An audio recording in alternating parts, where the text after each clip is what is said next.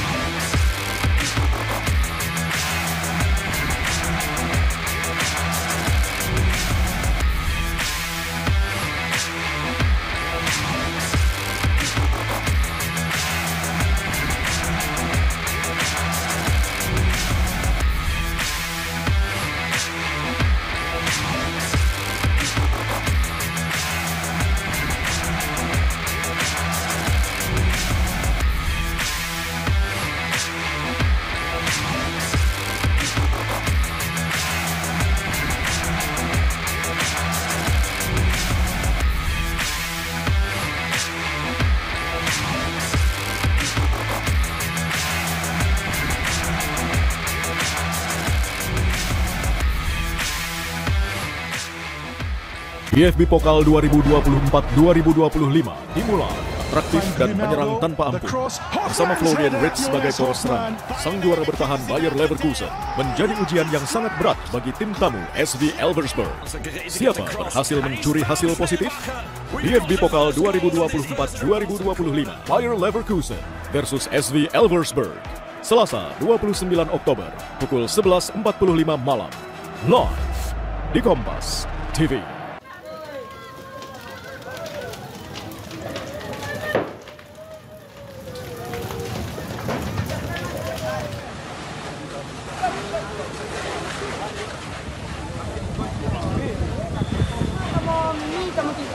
Jangan paman dia ada tahu. Jadi entar.